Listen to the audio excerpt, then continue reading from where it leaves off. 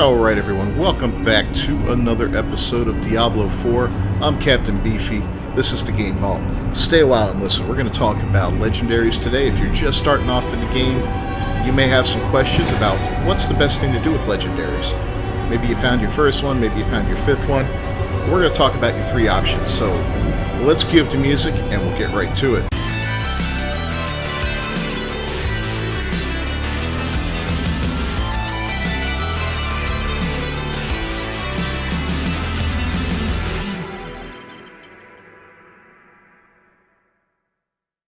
Alright, so as you can see, I've got my character fully decked out in legendary gear.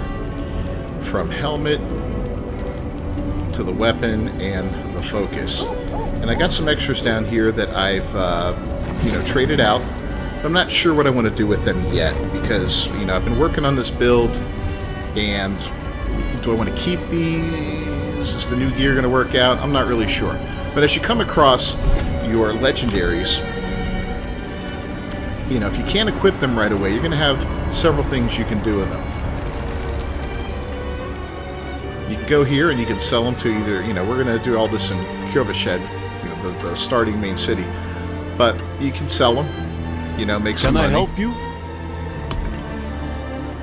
And as you get higher level, you get more and more money for these things, right?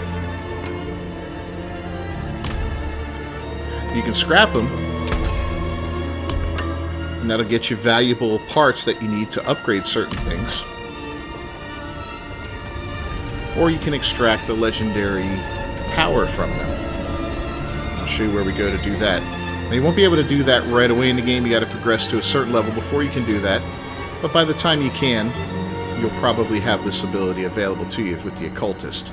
These guys are in every region, but they're not in every city. Helps if we talk to him and not read his book. So we can extract an aspect. And as you can see, what's written there in orange at the bottom, like in this one, while you have a barrier active, there's a 10% chance to ignore incoming direct damage from distant enemies.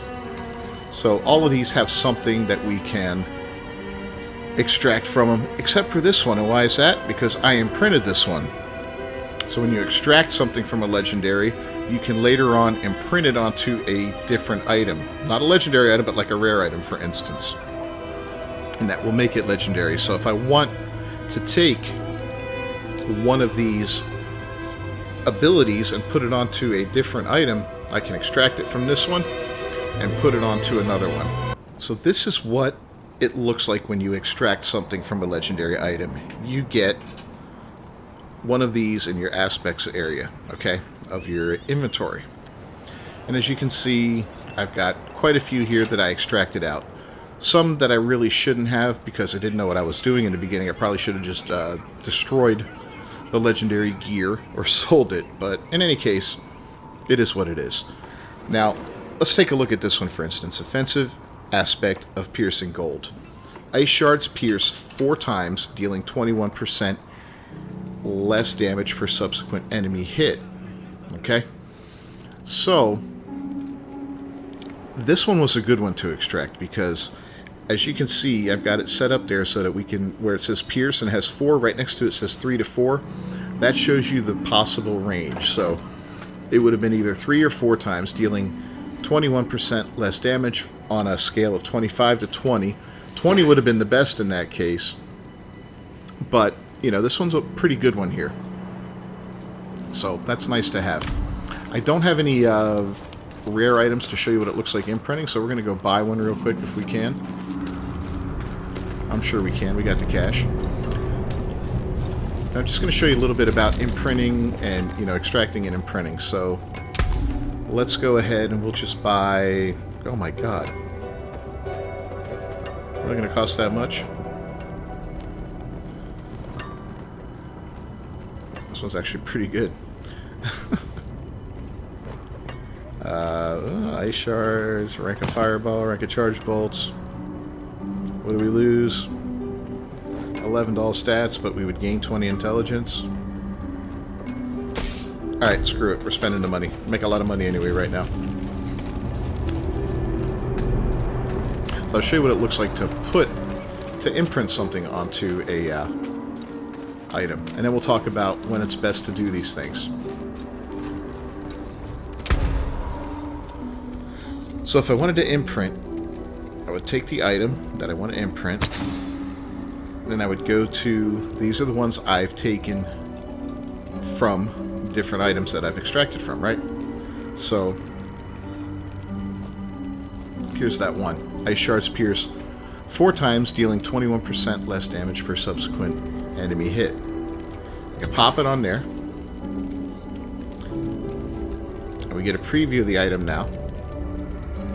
As you can see, it retained the 4 and the 21 exactly as it is, right? And for $6,000, and the cost of 1 veiled crystal, which is a rare crafting material that we get from destroying rare items. Boom. Now we've lost that aspect out of our inventory. So right here, see, it's gone. But now we've got an interesting set of gloves that, you know, might be worthwhile. We will lose 2 ranks in ice shards, but 2 ranks in fireball goes up, 1 rank in charged bolts. We don't use either of those. We don't even use the ice shards, to be honest, but we might get a good passive ability out of one of those. A little bit of fire damage over time, but the intelligence is nice, though. Looks like we lost a little bit because we had we had 27 to all stats on the original one. Anyway, we're doing this for science anyway, but so it didn't turn out to be better, but it's okay, right?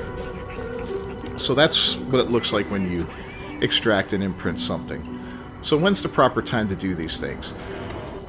Early game, when you get a legendary item, and if you can use it, of course use it. If you can't use it, I would only extract if the ability on it is worth extracting, okay? So let's take a look at what I've got here. So as you can see here, I've got this adventuring helm. So if it was early game and I found something better than it, the ever-living adventurer's helm, I take 21% less damage from crowd-controlled or vulnerable enemies. This one's on the low end of the spectrum there. So I would probably scrap this and not extract it. This one's on the high end, okay, 2 to 6%. This is a 5%. I might extract this one if it's something that I would use. Now, if it's a useless item for you, if it's something you're not going to use, then don't worry about it. But there's a caveat, and we'll talk about that in a second. This one's imprinted. You heal for 13, 6 to 24. This is really in the middle of the road, so I would probably just go ahead and destroy it. This one here, 23% movement speed for 3 seconds. This one would be worth probably extracting if we wanted to. And that one's imprinted. You deal 29% more. It's in the middle of the road. So any of these that were very, very high, I would probably extract. Now here's the cool thing. Those items that we extract, those abilities, can be placed into your stash box, right? So even if you don't have a character that can use these, but you find a really good one, you can put them in your stash box, and when you switch over to another character, you'll be able to pull it out of there and imprint it on something for that character. So if I find something that's great for my necromancer with my sorceress, I can go ahead and extract it, put it in the box, switch over to my necromancer, and then use it to imprint something for my necromancer, which is great. Like I said, early game, scrap it if it's not on the high side. If it is on the high side, you know, especially if it's a max level roll, even if you don't see a reason to use it, I would still extract it and put it in my box, because you never know, down the road something may happen where you find that useful, and those god rolls are very useful.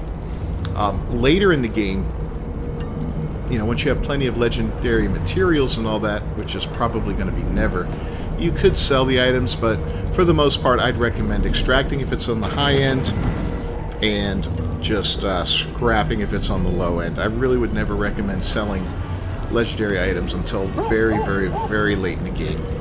Once you hit that point, then it really won't matter anymore. You know, you'll have plenty of money and all that, but whatever the case may be.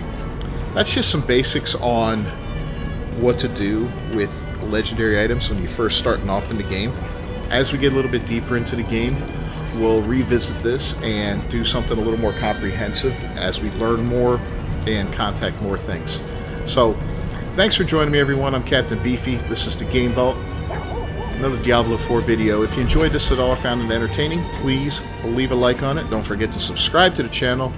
Ring that bell for notifications. I'll see you next time with some more Diablo 4 videos. Until then, peace.